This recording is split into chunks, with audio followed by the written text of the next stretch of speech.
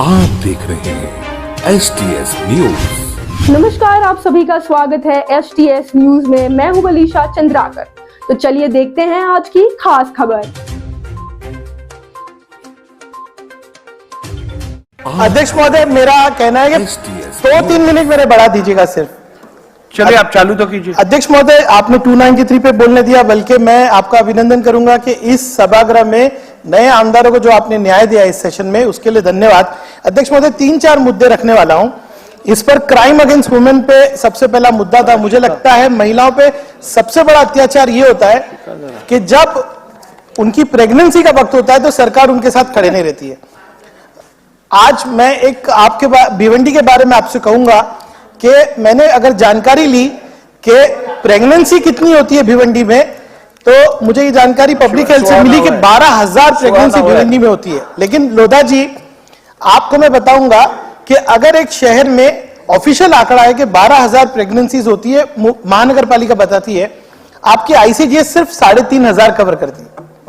इतना बड़ा न्यूट्रिशन का गैप है। मैंने सम्माननीय उप मुख्यमंत्री जी देवेंद्र फडणवीस जी से बात कही तो उन्होंने केंद्र को यह प्रस्ताव आपके माध्यम से भेजा कि एडिशनल आंगनवाड़ी मिले।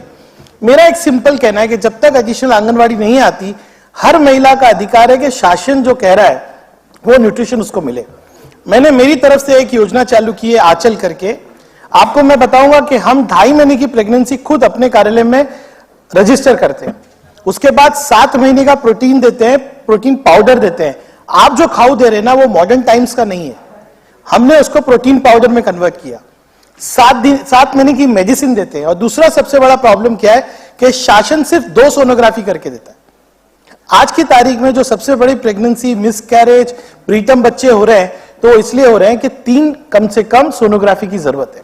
उसके बाद हम ट्रांसपोर्ट दे रहे हैं, उसके बाद हम सरकारी योजना का लाभ दे रहे हैं और बर्थ सर्टिफिकेट बना के दे रहे हैं। मेरा शासन के माध्यम से सत्तार साहब अभी हमारे माइनॉरिटी मिनिस्टर है। बहुत दिनों बाद हमको एक माइनॉरिटी मिनिस्टर मिला जिसके पास और कोई खाते नहीं है, और पहले ही वो बहुत एक्टिव रहे और माइनॉरिटी में भी एक्टिव रहेंगे, मुझे पूरी उम्मीद है। लेकिन मैंने आज चंद दिनों से देखा वो बिल्कुल एक्टिव नहीं है। मैंने जाके पूछा उनसे कि क्या बात है, आप तो पहले बहुत एक्टिव रहते थे, रोज आप कोई स्टेटमेंट करते थे, माइनॉरिटी पे आप स्टेटमेंट क्यों नहीं करते? तो उन्होंने कहा कि मेरे पास निधि नहीं है। पिछली सरकार में अध्यक्ष महोदय यही मैंने कहा था कि जितेंद्र आवाड़ जी मंत्री थे, इन्होंने माइनॉरिटी का फंड, और मैंने आपको पत्र दिया है कि इसकी इंक्वायरी होनी चाहिए। माइनॉरिटी के कब्रिस्तानों के फंड, उनकी स्कूल के फंड गार्डन और रास्तों में इस्तेमाल किए गए, और इसका मैं कई बार निषेध कर चुका हूं। वो तो गलत था, लेकिन अब सत्तार साहब से मुझे उम्मीद है कि जो स्पेशली कब्रिस्तानों के लिए फंड की जरूरत है भिवंडी जैसी जगह पे, उसके लिए वो फंड देंगे।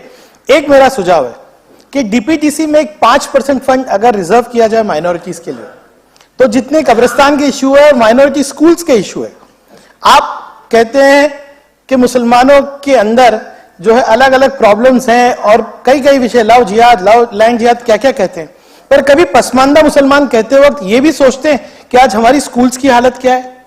कभी आप सोचते हैं कि भिवंडी जैसे शहर में अगर 21 स्कूल डिलाइबलेटेड हो गई, कल 2 स्कूल को खाली किया गया, ये बच्चे अगर स्कूल के बाहर रहेंगे तो इनका भविष्य क्या होगा? इनको एक समान तरह से आप स्टार्टिंग पॉइंट दीजिए, समाज में खड़ा कीजिए। एजुकेशन ही लोगों को बदल सकता है। मैं सम्मान्य आपके माध्यम से उप मुख्यमंत्री जी से बिल्कुल इल्तजा करूंगा, गुजारिश करूंगा कि भिवंडी के स्कूलों के हाल को देखिए।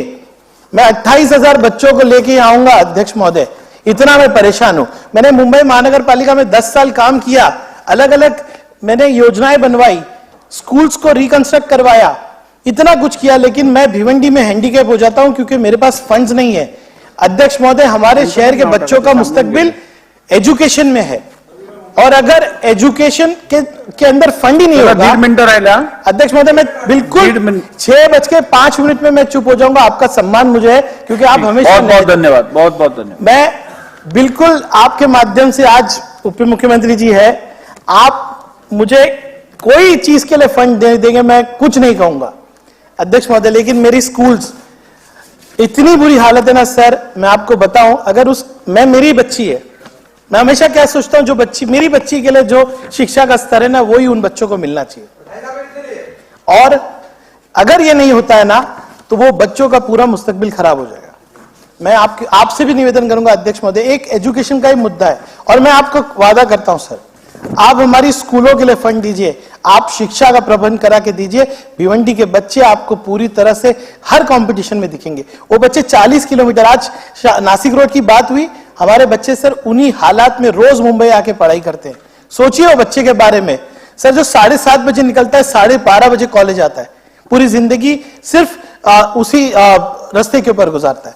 अध्यक्ष महोदय, शिक्षा के इस मुद्दे पे आप लोग साथ दीजिए, शिक्षा पूरे समाज को बदल सकती है।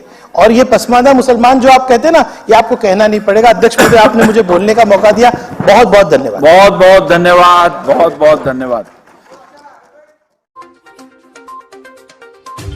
ऐसे ही नई खबरों के लिए जुड़े रहे STS न्यूज के साथ। मैं अलीशा चंद्राकर, जय हिंद।